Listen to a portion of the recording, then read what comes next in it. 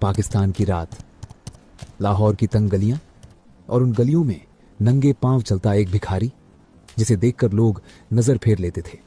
लेकिन अगर किसी ने उसकी आंखों में देखा होता तो उसे डर लग जाता, क्योंकि ये कोई आम भिखारी नहीं था।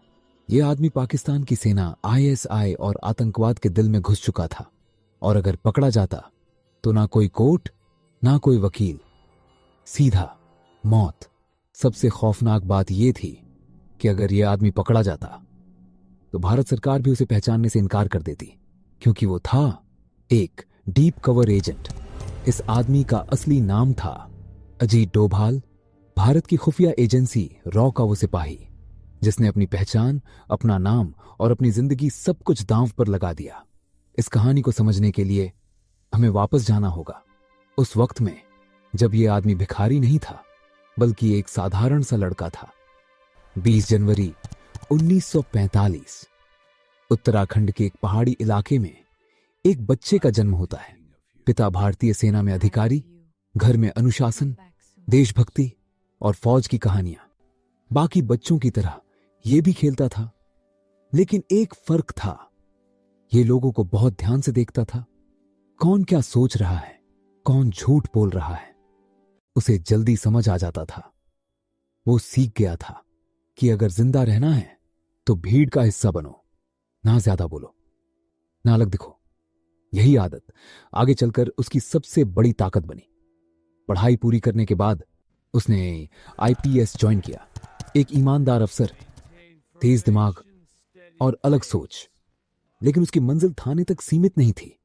RAW के सीनियर अधिकारियों ने उसे नोटिस किया, क्योंकि वो सवाल पूछता था और जवाबों से संतुष्ट नहीं होता था। एक दिन उसे एक कमरे में बुलाया गया जहां उसकी जिंदगी हमेशा के लिए बदल गई। उससे कहा गया, देश को तुम्हारी जरूरत है, लेकिन ये नौकरी मेडल नहीं देगी। ये नौकरी नाम भी छीन लेगी। अगर पकड़े गए तो भारत सरकार कहेगी हम इसे नहीं जानते।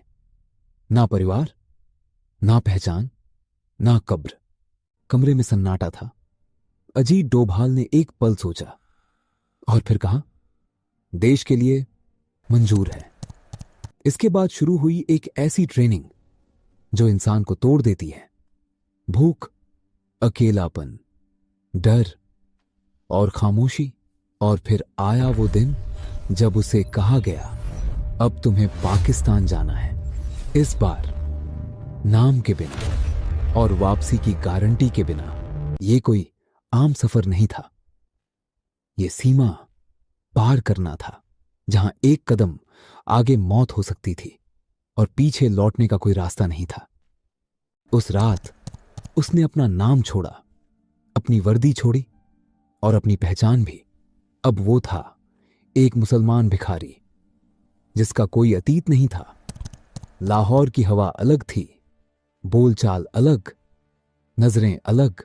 यहां हर सवाल शक पैदा करता था और हर गलती जान ले सकती थी। दिन में मस्जिदों के बाहर बैठना, रात में सड़क किनारे सोना, कभी भूखा, कभी डर से कांपता हुआ। यही था उसका नया घर। नमाज की हर अदा, उर्दू का हर लहजा, कुरान की हर आयत परीक्षा थी। एक गलती और सब खत्म। भिखारी होने का एक फायदा था, लोग आपके सामने खुलकर बोलते हैं। सैनिक, ड्राइवर और कभी कभी अफसर भी छोटी छोटी बातें, जैसे कौन सी यूनिट कहां जा रही है, किस कैंप में नई ट्रेनिंग शुरू हुई, यही टुकड़े मिलकर तस्वीर बनाते थे। एक दिन एक सिपाही रुक गया। उसने गौर से देखा और पूछा, तू यहां का है? दिल की धड़कन रुक सी गई, लेकिन चेहरा शांत रहा। वो समझ गया था कि बचने का तरीका छुपना नहीं, भीड़ बनना है। वो ज्यादा दिखने लगा ताकि अदृश्य रहे। धीरे धीरे उसका दायरा बढ़ा।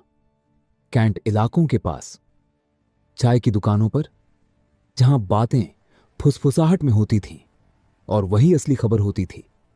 लेकिन खतरा सिर्फ सेना नहीं थी, आईएसआई भी हर जगह थी। कभी किसी की नजर, कभी अचानक सवाल, हर पल निगरानी, जानकारी भेजना, सबसे मुश्किल काम था, कोई रेडियो नहीं, कोई कागज नहीं, सिर्फ याददाश्त। और सही वक्त। कुछ महीनों में एक अफवाह फैलने लगी कि भारत का कोई आदमी यहां मौजूद है।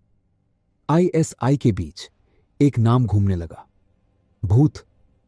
उसे पता चल गया था कि शिकंजा कस रहा है। अगला कदम या तो इतिहास बनाएगा या उसकी कहानी यहीं खत्म कर देगा। अब यह सिर्फ जानकारी का खेल नहीं था, यह जंग बन चुकी थी, रॉ और आईएसआई के बीच। और बीच में था एक अकेला आदमी। 1980 का दशक, कश्मीर आग में जल रहा था। सीमा पार ट्रेनिंग कैंप, हथियारों की सप्लाई और आतंकियों को खुले हाथों से भेजा जा रहा था। इस पूरे खेल की नस पकड़ में आई एक भिखारी के जरिए, जो टुकड़ों में इकट्ठा हुआ था। अब वो पूरी तस्वीर बन चुका था। रॉ ने उन सूचनाओं पर कार्रवाई शुरू की। कई कैंप नक्शे से मिट गए, कई रास्ते बंद कर दिए गए। यह कोई अखबार की हेडलाइन नहीं थी, लेकिन सैकड़ों परिवारों में चूल्हा जला क्योंकि उनके बेटे जिंदा लौटे। आईएसआई को अब यकीन हो गया था कि कोई अंदर से खेल बिगाड़ रहा है। निगरानी बढ़ी, पूछताछ बढ़ी और गलियों में डर फैल गया। अब उसके सामने दो रास्ते थे, या तो सब कुछ छोड़कर वापस लौट जाए या आखिरी बार सबसे बड़ी जानकारी बाहर भेजे। उसने दूसरा रास्ता चुना। वो संदेश सबसे छोटा था लेकिन सबसे खतरनाक, जंग का रुख बदलने के लिए। इतना काफी था। उस रात वो भिखारी गलियों में गायब हो गया, जैसे वो कभी था ही नहीं। आईएसआई खोजती रही, लेकिन हाथ सिर्फ सन्नाटा आया। भारत वापसी किसी जीत की तरह नहीं थी।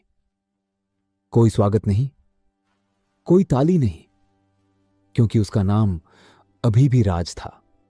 उसके बाद भी लड़ाइयां खत्म नहीं हुई। कश्मीर, आंतरिक सुरक्षा और देश की सबसे कठिन जिम्मेदारियां। वो आदमी सिस्टम का हिस्सा बना, लेकिन कभी सिस्टम का चेहरा नहीं। सालों बाद देश को पता चला कि वो कौन था। सम्मान मिला, पद्म विभूषण, लेकिन जो खोया गया वो लौट नहीं सकता था। कुछ जासूस इतिहास बनते हैं और कुछ इतिहास में खो जाते हैं। फर्क सिर्फ किस्मत का होता है। बलिदान दोनों का बराबर।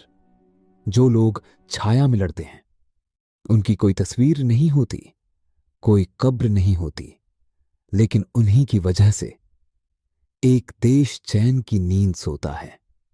जय हिंद, जय भारत।